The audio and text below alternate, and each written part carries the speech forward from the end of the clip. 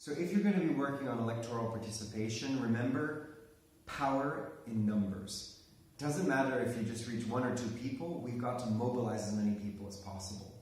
So your first step is really to analyze the path to democracy in your particular country, region, or city in order to decide who are you going to focus on for this action. In the United States, when they look at the immigrant population, they realized that actually a large share of immigrants are citizens, either first generation or second generation, but they have a lower voter registration and voter turnout. And then they also have 13 million who are eligible for citizenship. 64% of legal permanent residents are eligible for citizenship. So they also focus on helping immigrants to naturalize. Whereas in Brussels, where the Migration Policy Group did the Vote Brussels campaign, we saw that the most important group to focus on were non-Belgian citizens, particularly EU citizens from another EU member state. Because this group makes up overall 1/3 of the entire potential electorate, but only 14% of them were registered to vote in the last election.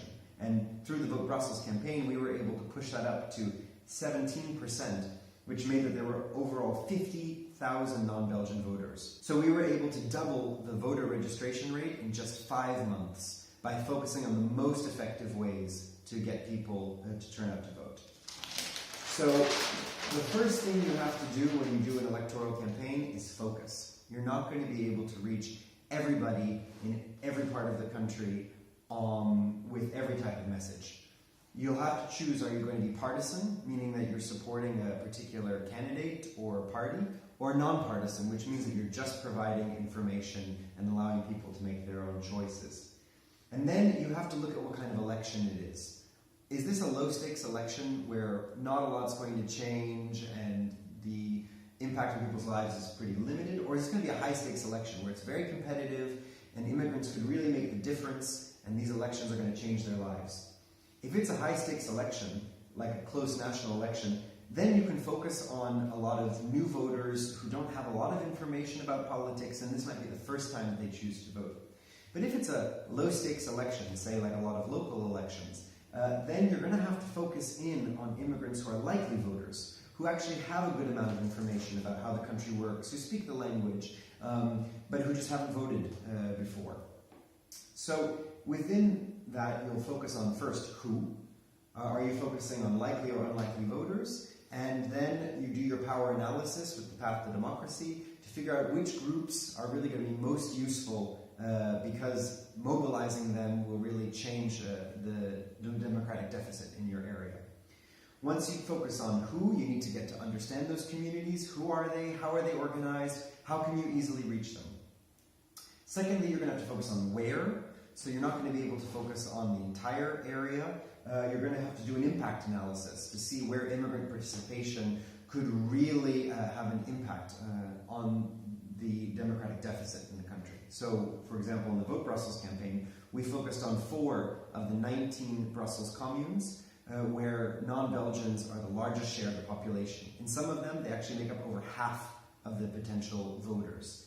We also focused on where we could easily reach these non-Belgians, and most of them work in or around the European quarter, which meant that if we did events in those areas or we went to events in those areas, we would reach large numbers. So you focus on who and where. You then need to think about when are you going to have to do these actions. So think about the election timeline. When do you have to register to vote? When can you start doing early or postal voting? When is election day? And when are there going to be really good tools that are developed by authorities that you'll be able to use? For example, when is there going to be a really great set of brochures and posters that come from authorities? And this will determine when you focus on your different actions. Know that most new voters or uncertain voters only make a decision in the last few moments, weeks, before a voter registration deadline or the election itself.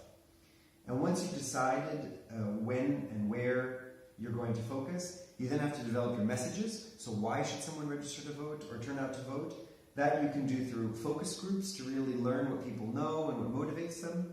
Make sure you're providing really simple information, step by step, And that for that you can develop a simple brochure in multiple languages with the frequently asked questions.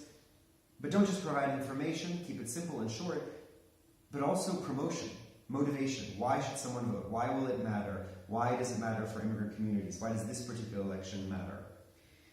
The most important thing you need to focus on, though, is how are you going to do this campaign, because actually research shows that your messenger matters more than the message. Who is convincing someone to register or to vote is actually going to be more determinant for whether someone votes than the kind of message that they receive. And people are more likely to trust someone that they know already. So this could be a friend, a family member, part of someone in their office, it could be someone in their community, it could be a teacher in their course. So you should really focus on mobilizing volunteers who you train, coordinate, and who invite you to many local events that are happening, and where you can then present in 2 minutes, 5 minutes, 20 minutes, 1 hour. You also should try and mobilize other voluntary organizations, for example, reaching out to immigrant media, magazines, online publications, or also Facebook groups. And they will be able to really send out your message and get it out there. If you want more information, I would recommend that you look at the tools that we've provided from the National Partnership for New Americans. The Migration Policy Group also has a handbook for practitioners called a Best Practice Model of Citizenship Campaigns. And we also have a great recommendation from authors called Green and Gerber, Get Out the Vote, which brings all of the best research on what works to convince people to register to vote and to vote, and it gives you very practical tips that you can use.